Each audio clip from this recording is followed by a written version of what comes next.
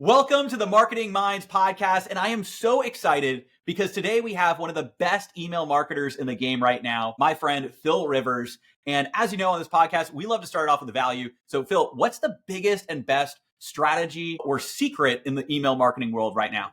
Thank you for having me, good sir. My biggest sort of hack is understanding the data and reading it. So a pattern that I've recognized over my many years in the game, and I have the gray hairs to prove it, is that if someone doesn't make a purchase or buy whatever you're selling within 21 days of giving you their email address, the likelihood that they ever buy becomes very, very slim, almost zero. So then the game becomes, how do you convert people as quickly as possible, knowing that every day they remain on your list without converting, they become less likely to do so. Wow. Okay. So, and this is really interesting because I feel like not a lot of people in the email marketing world would say something like that, right? Because you hear a lot of people saying, okay, emailing forever, emailing months and years later, and you really focus on the 28 days. And I remember we were here in Austin, we were, I think, grabbing like a burger at a place near here, and you were kind of breaking down a big part of that 28-day email strategy. What really had you uncover that? Like, what was the process? Maybe take me back through that journey that helped you uncover that secret. And then I'm sure we're going to share some golden nuggets on how to maximize those 28 days. Yeah, man. So I think a lot of it really comes down to one thing I want to call out is that there's acquisition and then there's retention, right? So when I say this, it's really about how to be most efficient with the paid traffic, organic traffic that's being driven to any site, capturing the intent, knowing that on any given site, the conversion rate is, let's just say 3% on a good day. So that means 97% of the people don't buy. So it behooves you to capture the email address so you can control the follow-up and not have to pay YouTube or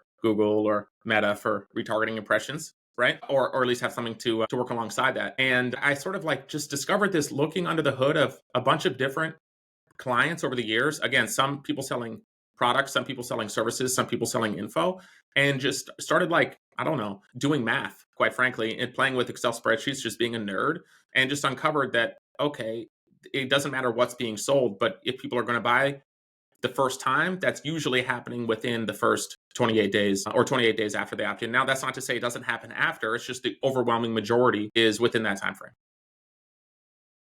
Absolutely. And I think that's something that is going to be really interesting. We're going to dive in because I want to hear the framework of some of those different emails to send, because if you have 28 days, you want to use those really wisely. But first, we'll take a step back and properly introduce you as well. So Phil and I, we've known each other for quite some time in different masterminds together. We were actually just out together in New York meeting up where you live kind of in that area. And we always love, like, I love jamming on marketing. That's why I wanted to have you be one of the first guests on here, because I feel like we could talk marketing all day long.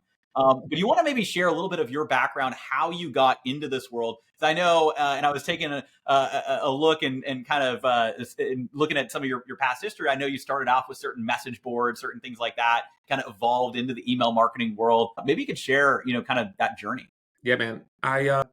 So I got started. I've always been entrepreneurial, but I got started designing T-shirts that coincided with the releases of Nike Dunks on message boards. This is like back in 2005, so it's been a long time, almost 20 years, dude. It's crazy. But back then, all you could do was build a list. Like, I think Google PPC just came out, Meta or Facebook just came out, but there were no Facebook ads yet back then. So it's really all you could do. So I just got good at building a list, and I did that and pretty much siphoned subscribers from the forums to get people to opt in for future releases and so forth of these T-shirts that we were just conceptualizing based on the shoes Nike was coming out with. So it was super grassroots, super guerrilla, nothing sexy about it. And then time like passed. I just sharpened my sword in email, obviously, as you know, played around with YouTube and Meta, other stuff as well. But like, email is just my bread and butter. I just see the matrix, and I've been so comfortable in the modality. And at this point, been doing it for so long that I don't know if there's anything that I haven't sold yet inside of it.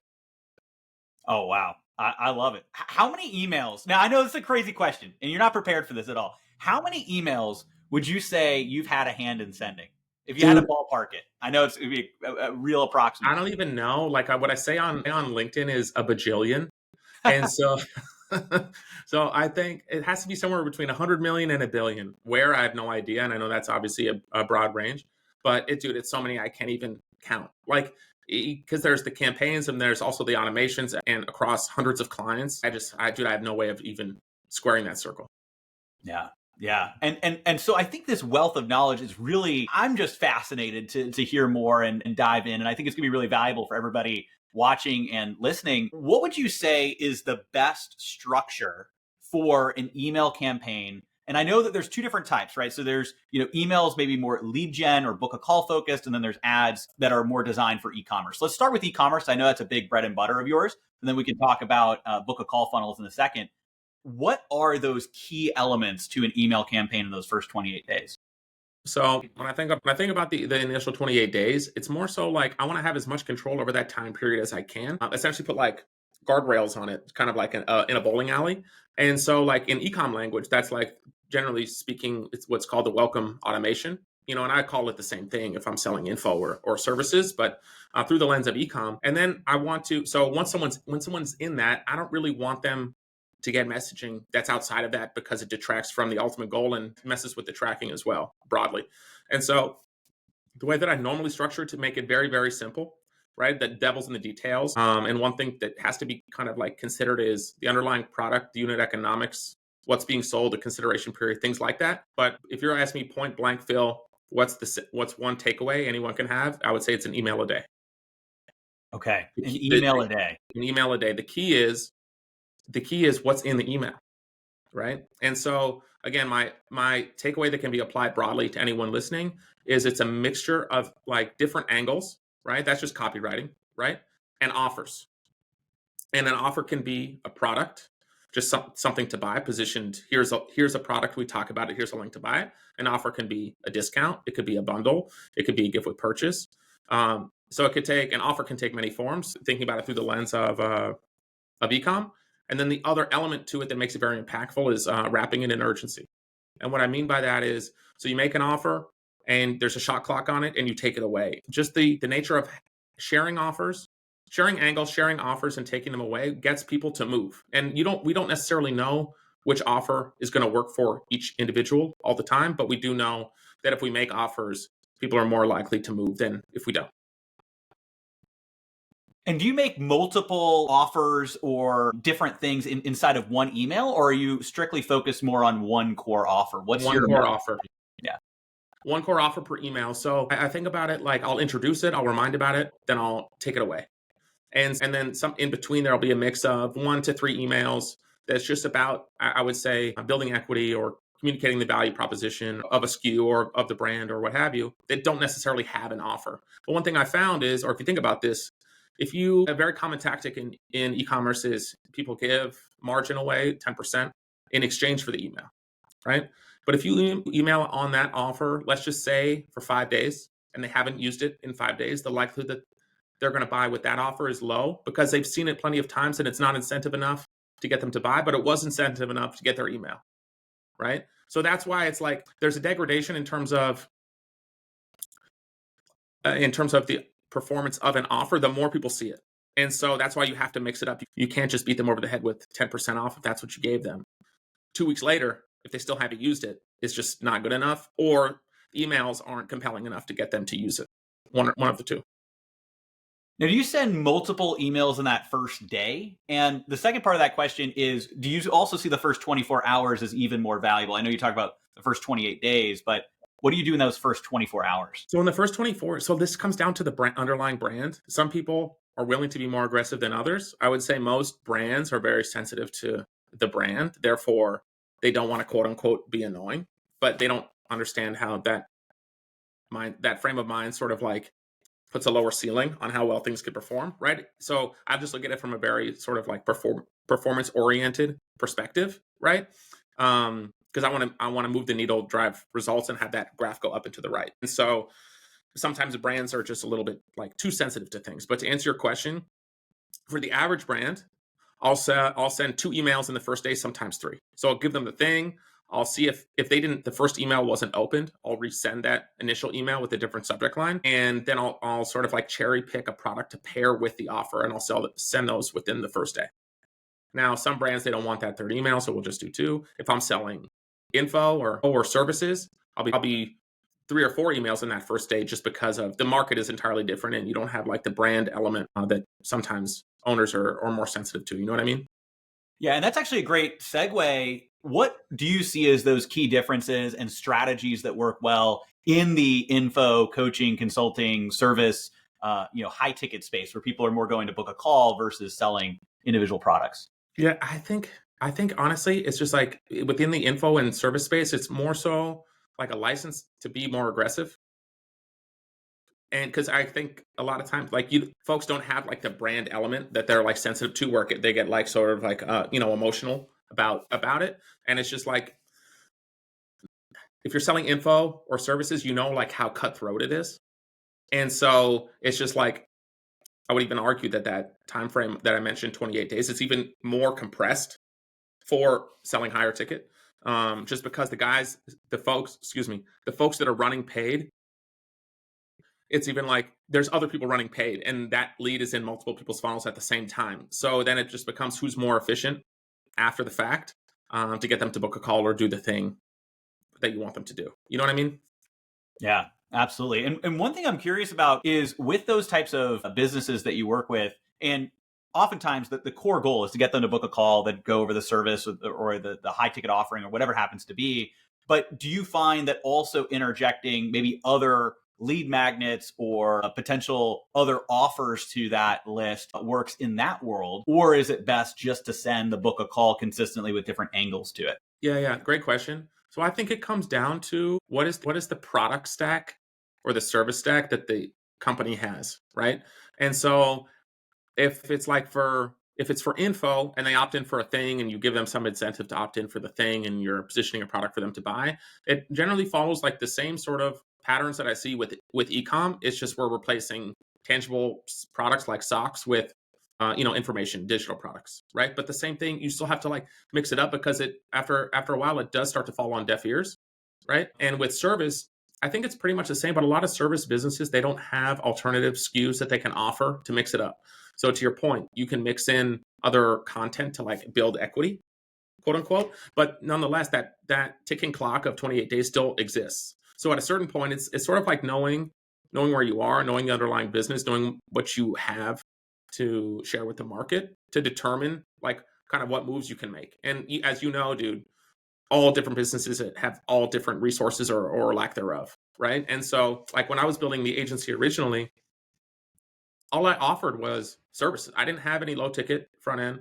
I didn't have any mid ticket. I didn't have like a paid group. I didn't do any of that. So I didn't have a paid newsletter. It was just like book a call. That's it. And so all my emails were book a call oriented. Now, what did that mean for me? It meant that if people weren't in market to buy, they were going to unsubscribe. And that's okay. Like that was like a known consequence of operating the way I was operating. But at the time, I didn't have the desire or foresight to have alternative things that I could offer so I could be more sort of like thoughtful, strategic about playing with email to either liquidate ad spend or whatever the goal was. And I was just like, if they're not trying to buy services right now, I'm not for them. And that was pretty much how I operated. And which in some regards, great. In other regards, shoot, I wish I would have had other stuff. But it's just like, you live and learn. Yeah, yeah. I mean, that's something that we learned a lot too. Is we realized how many people had been unsubscribing as we bring more and more people in. And one thing that we did is we added an email newsletter. So we just subscribed people to two places, and like a media property. Exactly, and had an email newsletter weekly, pure value, and then sending out the book of call emails. And so it's really interesting, kind of coming to that same conclusion from different worlds. Now, let's zoom out a second, because I think what people are going to be really fascinated by, and especially listening or watching, is this concept of the 28 days. If you could walk through a high level, and this isn't, obviously there's a ton of nuanced individual pieces, and that's one of the things you're fantastic at.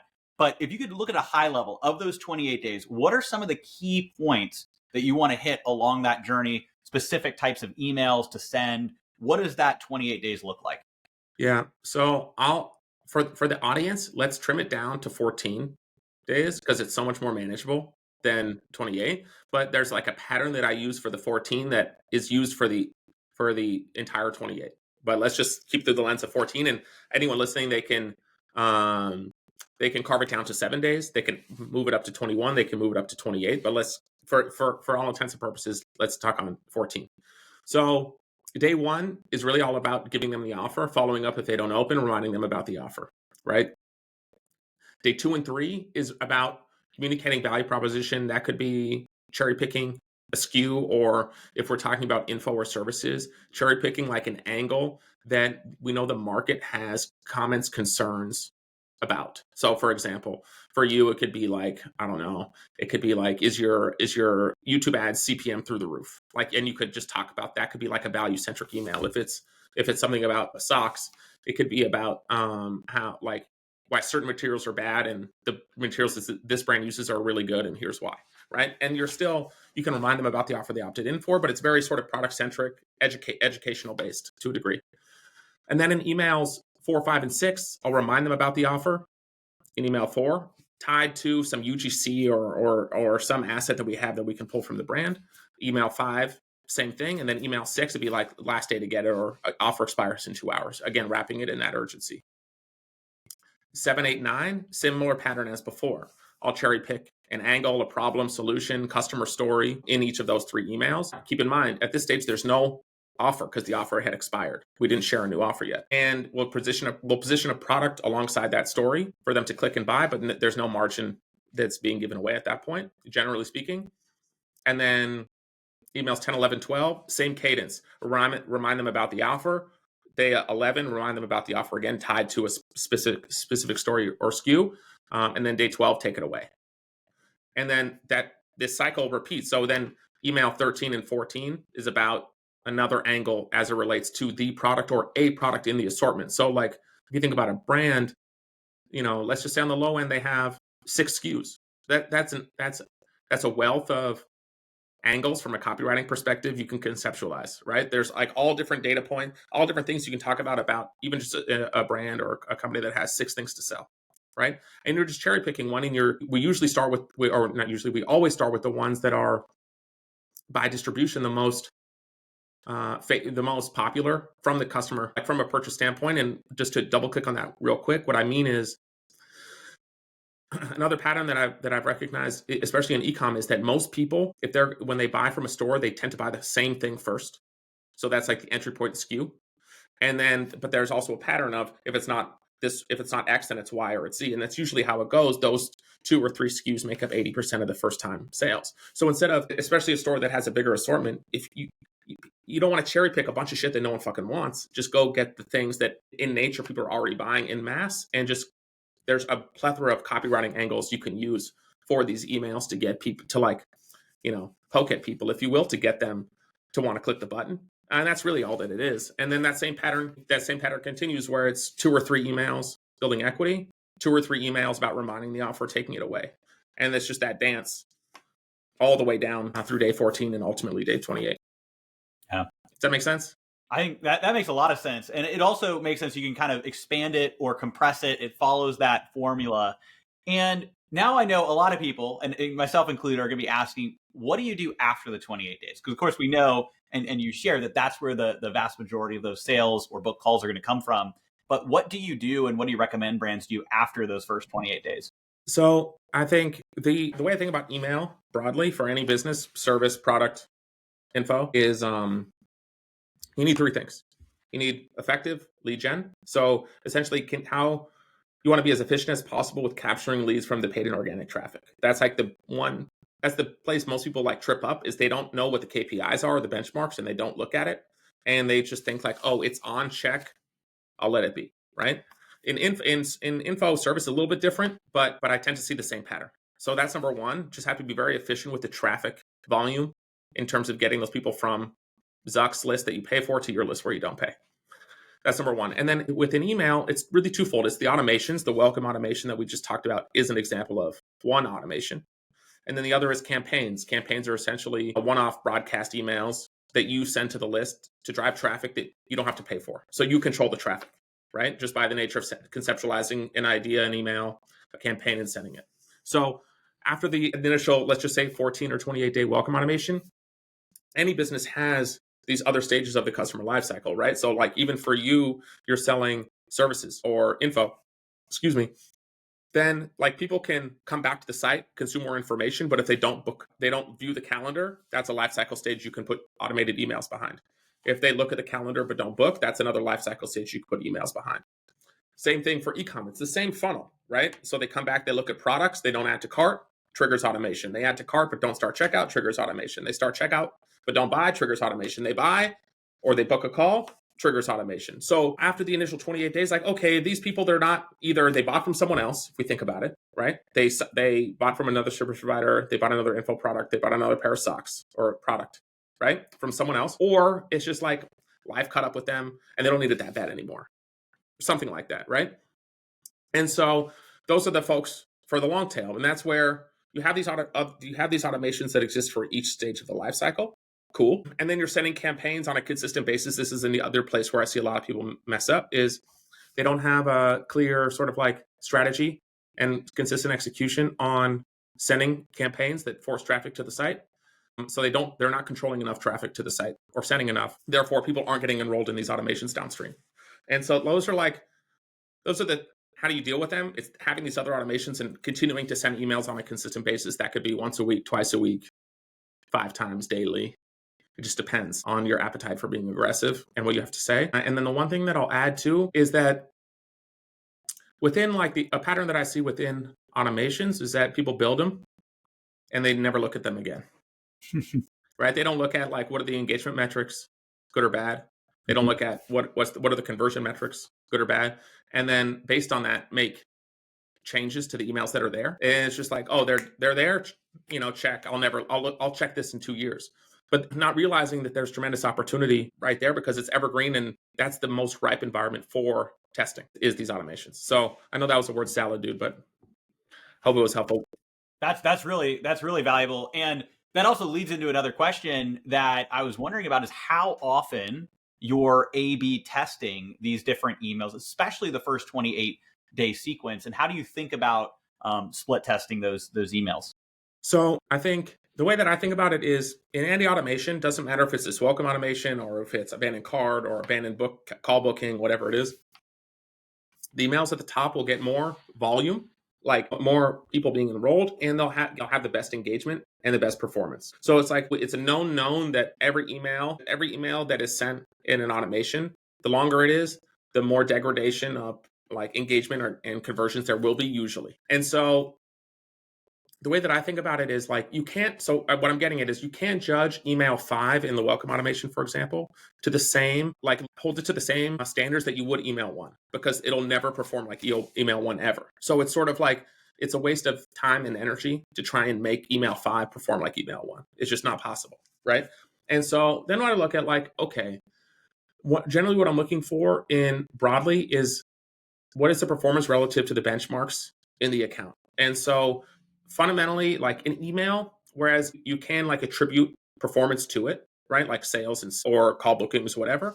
Fundamentally, once the person clicks the email and goes to site or whatever, it's like, it's the site's job to finish the job. Like we sent the traffic there, we did the handoff. Hey, Alric site, here's, Mary Geraldine. She's interested in X, but then it's the site's job to do its thing. So the way that I think about email, even though performance gets attributed to it, fundamentally, it's just like, what's the one lever I can control the most? It's the click rate. And so then I'll look at what is the click rate of an email within an automation relative to the account benchmark for the click rate. And then that will determine where attention has to go for testing. Yeah. And I think that's a really good way of looking at it too, is benchmarking it against the overall account. That said, I'm sure a lot of people are thinking, what are some of the KPIs you look for? Now, I know, as a fellow marketer, right, that's kind of a loaded question because it really depends. It varies. But I am curious what you see and if there's different benchmarks in different industries, of course, e-com, versus, info services. But are there specific KPIs that you look for? There's so many factors, dude, because you have to consider like what's being sold, what it sells for, the consideration period. If people buy it, are they immediately in the market for it again? Or once you have it, are you good for a year?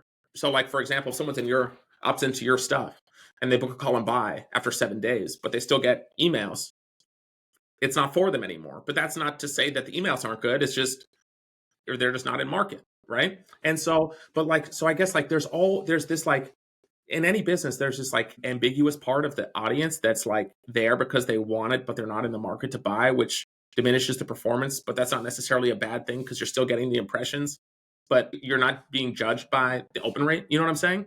And so, and then the other thing that you have to factor in is like, okay, how frequently does the underlying company send emails? If you send every single day, your click rate will be low just because the volume is so high, and then it just becomes like a sheer numbers game, where it's like, if it's an e-com brand sending twice a week and they're pretty consistent with who they send to and the strategy and so forth, like I would say a click rate could be anywhere from 1% to 3%, which is a tremendously big range. But then it becomes, okay, how efficient are they at adding new people to the list, right? Paired with the frequency, how are they treating people that just bought or recently bought from the campaigns? Because those are all affect the click rate. As an example, I had this client a few years ago. They sold like home goods, towels, and stuff like that, and their click rates were low. They were sending maybe 2-3 campaigns a week. They were doing like, I would say, like all the right things, and 2-3 campaigns a week, segmenting. Their segmentation was okay, a little bit broad, and so because the segmentation was wide, click rates were low. Because what I mentioned before is like they were just encapsulating a lot of people on their list, even the ones that weren't in market, sending them campaigns, so the click rate is low. So they're like, Phil, we want to get the click rate up. So I'm like, okay, we can do that. What we're going to do is constrain the audience, so less people will receive the emails in the first place. In doing so, the ones that we do receive it, the same amount will open, but more will click because they're more in market than the audience broadly.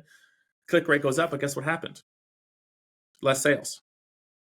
And so this is the thing. It's like, okay, what's the primary objective that we're after? Are we playing the metrics game, or do we really just want sales? And it's just a dance. There's no hard and fast rule. It's not like every time you can do this, or this is a good click rate, this is a bad one, right? Like we know if you're getting 0.5%, something is awry, should be looked at. But if you're getting 1, you have to take those other factors into account to determine, like, is this healthy? Is this not healthy for me? And that's why a lot of times I don't like benchmarks. Like if you use, I don't know, whatever email tool, could be ActiveCampaign, MailChimp, Klaviyo, OmniSend, whatever, they have like industry benchmarks. But what you don't have insight into is what is the price point, the consideration period, the list size, the frequency of sending to all the other people that you're being benchmarked against, because even though if you are in the same industry, you could be handling your list entirely differently.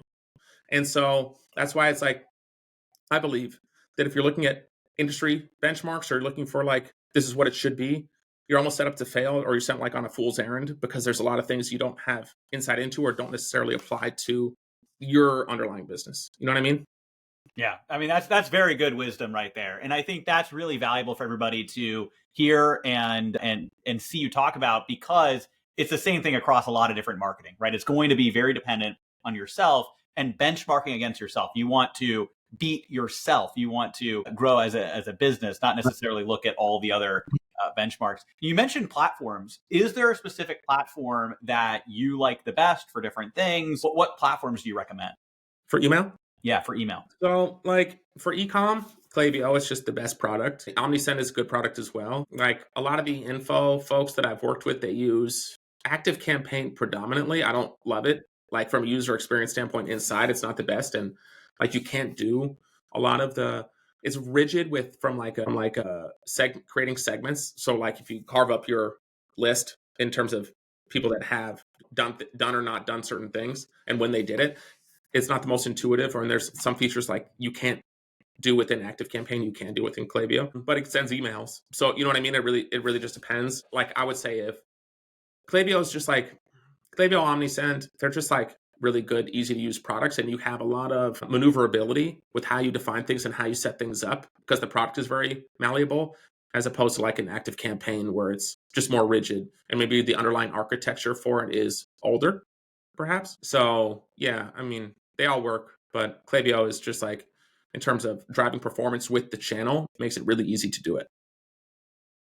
And I know Google came out, and I think some of the other email service providers came out with some new rules maybe about a year ago. Have you seen that change some of the stats and the way email marketing is done? What have you kind of noticed on that side of things? I've heard people talk about lower open rates. I know Apple sometimes gives a false open rate.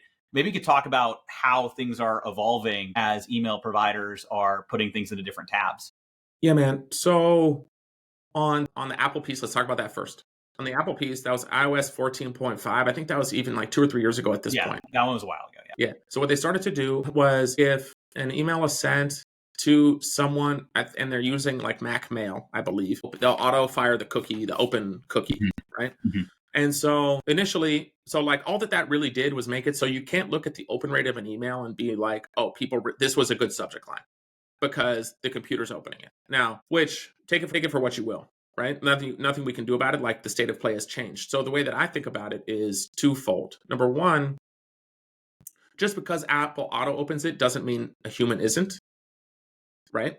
And so that's number one. Number two is not everyone uses Mac Mail, even though they have iPhones. That's good. But the other thing is that I look at more so now as a signal of, is my email being delivered to the inbox? Because it's being delivered to spam. Apple's not auto opening that bad boy. So I just look at it from a different perspective, right? It's not no longer an indicator of like, was this a good subject line? And it makes it virtually impossible to do like subject line testing. But you know that if the open rate is high, that it's landing in the inbox. Therefore, the pixel fires. So that's a good takeaway. On the Google stuff that you mentioned, their rules from last year, what they really did was they're trying to make it, I would say, like more difficult for unethical people to use email to take advantage of other people. And so fundamentally, all that they really did was they essentially make you sign to say that you are who you say you are when you're sending email. So it's more of like a server authentication piece, which is, I'm all for that. I'm not mad at it at all. And they put a little bit tighter controls or constraints around what they define as spam and what the consequences will be if you spam your list. And so again, the average person, the average brand, the other average guy or gal selling info or services or socks, they don't have to worry about it because they're not shitting on the rules, right? And so what it means is that there's a threshold for spam complaints. I think it's 0.3% of the recipients of an email. If they I think it's maybe 0.03. I can't remember offhand. One of the two. And then you'll be like sort of like flagged. And if you continue to be at or above that threshold, they'll start to route you to spam. Or ultimately, if it's really bad, just stop delivering your emails to the inbox altogether. Which again, for the average company, think of the bell curve of anyone sending emails, not something that they have to worry about. Even if they hit that threshold one time, not a big deal. And this is where like list hygiene comes into play. So this is one thing that Google's trying to fight against is like if someone opted into your list 2 years ago, they're not opening emails, they're not clicking emails, they clearly don't want your emails anymore. And so it like behooves you as the fiduciary of the list to clean it so that these people that have told you with their actions or lack thereof that they don't want your stuff, that you remove them. And that's really what they're trying to do is get people to keep their list clean, send to people that want to receive their stuff. And if you don't do that and you're above that threshold, you'll be reprimanded, for lack of a better term. Yeah. Actually, that's a good question. How often are you cleaning out the list and what do you look for? How long is so long that you'd recommend removing them, if they haven't opened? What do you look for usually? Yeah, so I would say it depends. It depends. I would say generally it depends on what's being sold, quite frankly. Like if you're a media property and you're just sending information like news, you could be a little bit more liberal with your definitions. If you're selling a product or a service, it's like you really have to sort of take stock of like, okay, how do people interact with the business? When do they buy? And sort of you can play around with spreadsheets and stuff like that. But a general rule of thumb is if we're just talking, you and I are talking over that hamburger and we're trying to say what does engaged mean, right? I would say for generally every business, if someone's been on your list for 6 months and they haven't opened one email or clicked one email in 6 months, they're highly unengaged, right? And you could even say if they've only opened 2 emails in 6 months, if you're sending twice a week, or clicked 2 emails in 6 months, they're not engaged. So then it becomes like, where is that line for you, for you being the company, right? So that's how I think about it, and it's different for everyone. But I think 6 months is a good sort of like line in the sand. Then what you're debating is what do we defined engaged as? And once you have that, then it's like once someone meets that criteria, just remove them. It's a lot easier and a lot less risky, and you don't have to pay for them to be on your list anymore. If they're not engaging with your stuff, what's the point? So people get caught up in like the vanity metrics of it all, like, oh, I have a big list. But if they don't engage or click or buy, what's the point? They just cost money. So dude, this is like a week ago, this client I was working with, and I just audited his active profiles his sending volume, and I noticed he was like overpaying a couple grand a month. And so we said, so we cleaned this. This is like a brand new client. One of the things we looked at. Do I saved him like out of the gate just over the course of a year, assuming nothing changed? Saved him like 25 G's just on his bill on Klaviyo. So it was pretty sick. So I would say how often you should clean it? Once a month. You know, if you set up the automation and you have your tracking engagement in the account, like an active campaign, you have to use tags. In Klaviyo, you don't have to use tags. You just set up the definition and it auto calculates every day. But if you have those criteria or using the tags in in an active campaign, then you can set up an automation to automatically suppress those people, or even in the least, if it has to be more manual, to alert you to suppress those people on a monthly basis. And then it becomes a 60-second housekeeping thing every 30 days, as opposed to like, the sky is falling. We have some terrible issue to deal with. Yeah. That makes sense. All right. Now I'm very curious your answer to this next question, because it's a little, I know it's controversial in the email world. And that is, what are your thoughts on the different services that exist? And, some people even out here in Austin, I know that, have services like this that basically go and capture people's email without them opting in and then send emails to them. Usually in e-commerce companies, I know a lot of big e-commerce companies use that. What are your opinions on those types of? My opinion, well, like I guess I'm a performance marketer first and foremost. So the performance marketer in me loves it. Yeah. But at the end of the day, it all boils down to, first and foremost, to be forthright, it's 100% legal, right? Mm-hmm. There's nothing illegal about it in the US. Mm-hmm. And if it drives performance, I'm down for it. If it doesn't, I'm not. So I've had clients that you employ that strategy and it's lucrative for them. I have other clients that employ the strategy and it does nothing. And you would think that if it works for one, it works for the other. Why it doesn't work for one versus another, I have no idea to this day. But it's worth a try. I would say it. Then it just, the underlying strategy becomes I don't want to say a game, but it really comes down to like, what's the underlying business trying to do? So like for you, for example, if you're using it, it's a very sort of like low risk strategy to identify these people, add them to your media property list, send them emails. Then you have native ads in your in your media property newsletter per se, and then you can book calls that way, as opposed to like being on your hardcore direct response list. Book a call if they opted in through one of your lead gen funnels or low ticket front end or whatever it may be. For ecom, same thing. Like a lot of people, they like with ecom, it's so different because they go to the site. They could have just came there from an ad and they were at a red light. They looked at it real quick. They don't even remember. So there's like sort of varying levels of like engagement from those folks. And it really just it's again, going back to the dance of the welcome flow. It's the same thing for these people, but you have to approach it in a little bit of a different way because they didn't explicitly say, typed in their email at xyz.com, submit, and wait for the thing. You know what I'm saying? It's a little bit more opaque. Yeah. Yeah, it's really interesting. I was very curious your thoughts, because I had it was a little bit ago now, but I had dinner with Adam Robinson here at retention.com, formerly like Get Emails. I remember his ad was like, "This is legal." Ad was it was so great. Good. So great marketing. So I mean, dude, they have a great product. Yeah, It's just like, it works for some, not for all. And some people are willing to try it. Some people aren't. So, Yeah. If it works, That's why I was curious. Yeah, curious your take on that, because I've heard, that a lot of people are seeing some great results with it, and the conversation with him is, I was curious from your perspective. Now, another thing.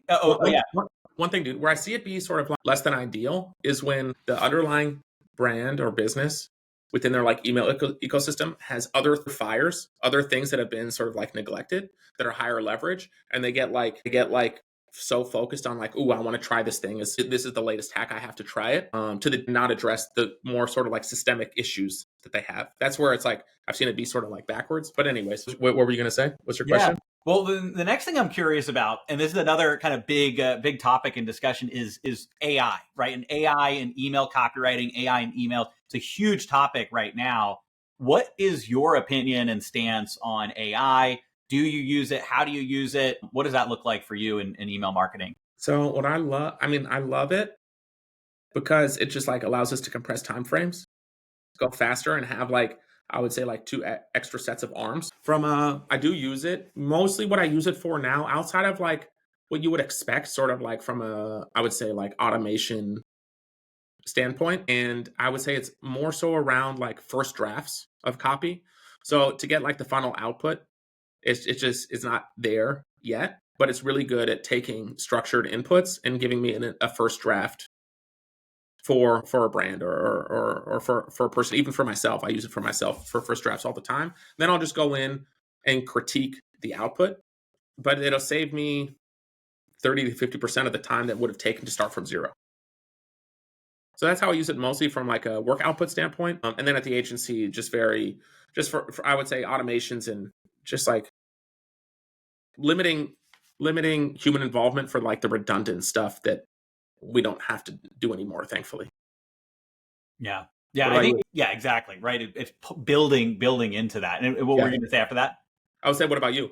Oh yeah, I mean that's what we're seeing as well. Is it really is a tool that you can use to augment what you're currently doing. So there's a big time and place, to have that main copywriter going in, and actually having a copywriter that has AI capabilities makes them that 10x copywriter, because That's right. now they could do so much more output. They can get to an 80% draft. And it makes me think, like, in the big advertising agencies, and even years and years and years ago, there would be these copywriters that would be junior copywriters writing 80% of what the copy would be. Then they give it to the senior copywriter or editor. And then that person will go in and make those final edits to make it that winning great That's ad. right. And so I think it's very similar. It's basically you have an AI junior copywriter, but That's right. now that's distributed to everybody. So That's I right. think it sounds like on the same page. Yeah, dude. And and it's just like you have to. It's like it's a tool that like helps in the process, but it's not. It is the tool is not the process. Mhm.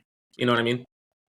Exactly. And is there a specific tool or workflow that you use, or are you I kind use of Claude for the most part, Mhm.